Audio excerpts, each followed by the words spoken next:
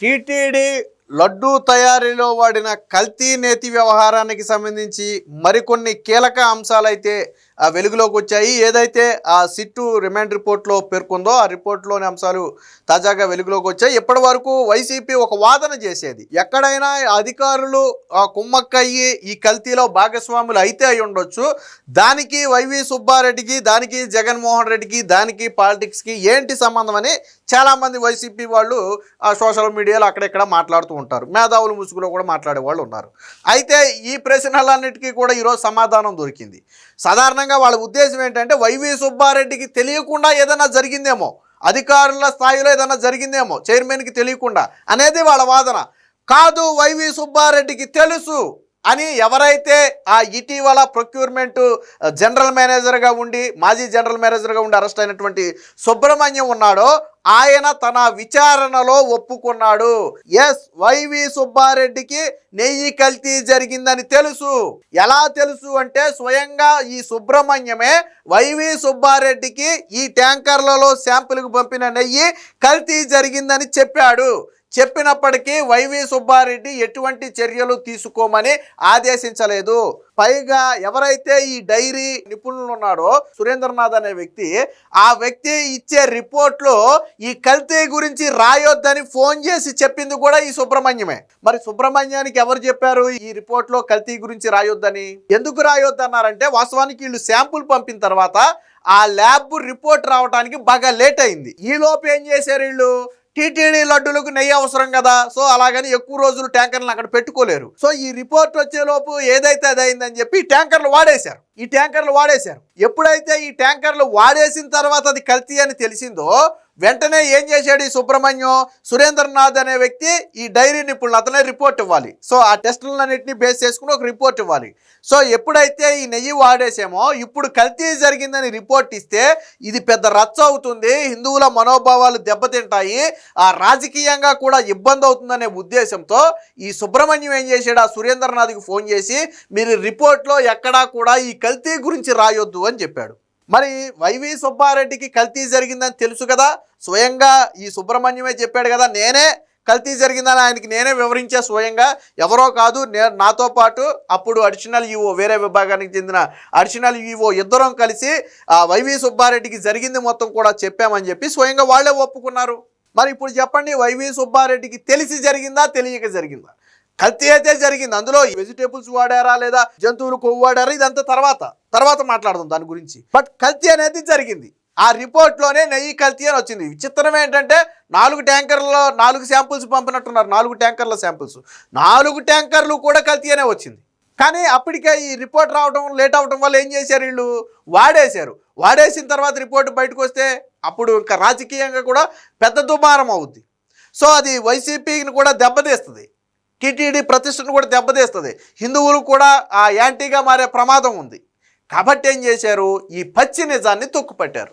మరి YV Subbareddy chairman హోదాలో ఉండి ఇలా కల్తీ జరిగిందని చెప్పిన వెంటనే చర్యలకు ఆదేశించాలి కదా. సిట్ అది కూడా ప్రశ్నించింది, వాళ్ళ మీద చర్యలు తీసుకోమని ఎవరైనా మిమ్మల్ని ఆదేశించారా కల్తీ చేసిన సంస్థల మీద అంటే ఎవరు ఆదేశించకపోతే సుబ్రహ్మణ్యం మాత్రం ఎందుకు చర్యలు తీసుకుంటాడు?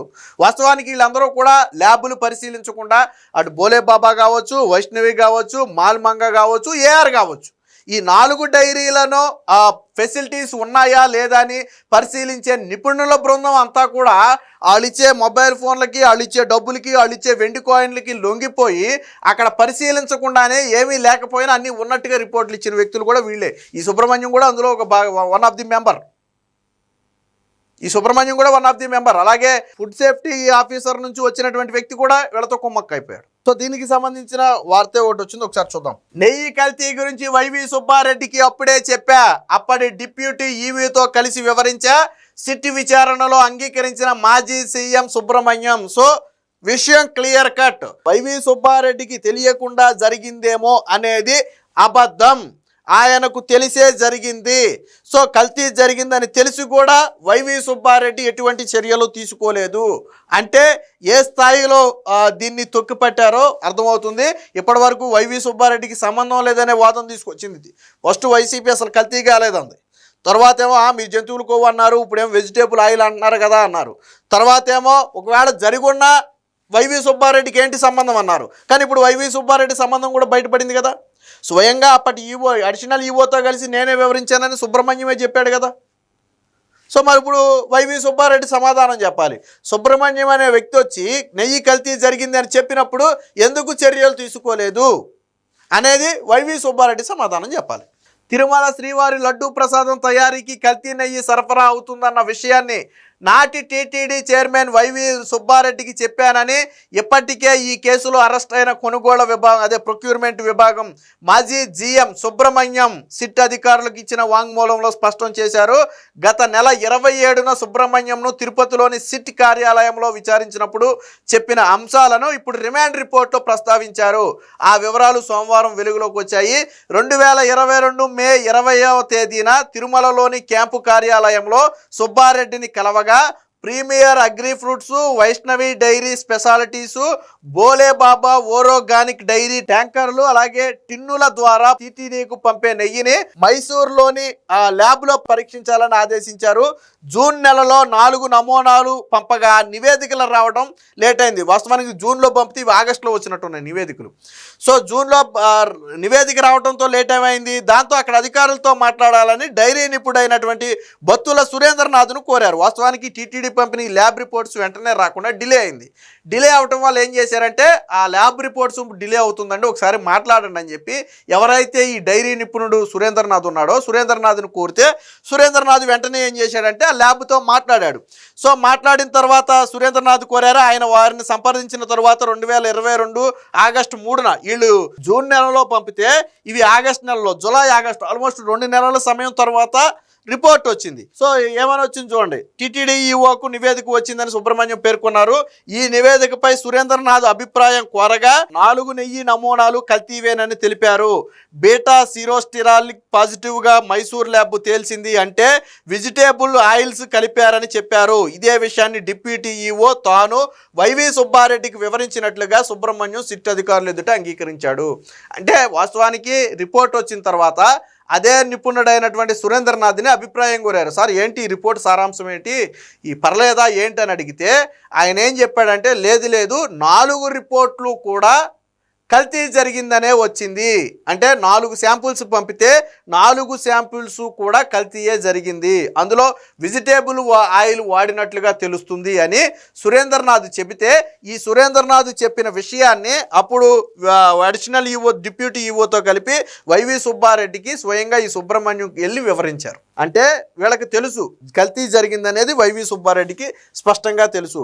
సో అప్పుడు ఏం జరిగిందో చూడండి. ఇప్పటికే వాడేసాం మీరు చెప్పొద్దు, నెయ్యి కల్తీ అయినట్టుగా మీ నివేదికలో ప్రస్తావించవద్దని సుబ్రహ్మణ్యం 2022 ఆగస్టు 11 నుంచి 14వ తేదీ మధ్య 3-4 సార్లు ఫోన్ చేసి విజ్ఞప్తి చేశారని డైరీ నిపుణుడు సురేంద్రనాథ్ సిట్టు బృందానికి వెల్లడించారు. మీకు అర్థమైంది కదా. ఎప్పుడైతే ఈ నివేదిక రావడానికి 2 నెలలు లేట్ అయిందో నెయ్యి అవసరం ఉండి వాళ్ళు ఏం చేశారంటే ఆ ట్యాంకర్లో నెయ్యిని వాడేశారు. వాడేసిన తర్వాత కల్తీ అని తెలిసింది. సో ఇప్పుడు డైరీ నిపుణుడైనటువంటి సురేంద్రనాథ్ ఒక రిపోర్ట్ ఇవ్వాలి. ఆ నెయ్యి మంచిదా కాదా అనే రిపోర్ట్ ఇవ్వాలి. ఇప్పుడు సుబ్రహ్మణ్యం ఏం చేశాడు, ఆ సురేంద్రనాథ్ అనే వ్యక్తికి దాదాపుగా 4 రోజుల వ్యవధిలో 4 సార్లు ఫోన్ చేసి, అంటే ప్రతిరోజు ఒకసారి ఫోన్ చేసి ఆల్రెడీ ఇప్పటికే ఈ నెయ్యి మనం వాడేశాం కాబట్టి ఇప్పుడు ఈ నేతి కల్తీ గురించి మీరు ఎక్కడా ప్రస్తావించొద్దని కోరినట్టుగా స్వయంగా ఈ డైరీ నిపుణుడే సిట్ అధికారులకు వాంగ్మూలం ఇచ్చాడు. మరి ఇప్పుడు మనకు కావాల్సింది ఏంటంటే ఈ సుబ్రహ్మణ్యం ఎవరు చెబితే ఫోన్ చేశాడు. సురేంద్రనాథ్కి ఫోన్ చేసి అందులో కల్తీ అని రాయొద్దు అన్నాడు, బాగుంది. ఈ సుబ్రహ్మణ్యానికి ఎవరు చెబితే చెప్పాడు?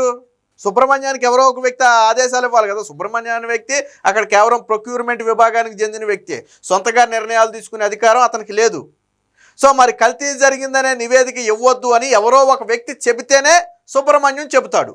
ఎవరా వ్యక్తి, ఎవరు చెప్పమన్నారు? సుబ్రహ్మణ్యాన్ని ఫోన్ చేసి సురేంద్రనాథ్కి ఫోన్ చేసి కల్తీ అని రాయొద్దని ఎవరు చెప్పమన్నారు? సో ఇది కూడా విచారణలో తేలాలి. మైసూర్ ల్యాబ్ నుంచి నివేదిక రావడంతో ఆలస్యం కావడంతో అప్పటికే ఆ నెయ్యిని లడ్డూ తయారీలో వినియోగించామని, కల్తీ గురించి బయటకు తెలిస్తే భక్తుల మనోభావాలు దెబ్బతింటాయని చెప్పారన్నారు.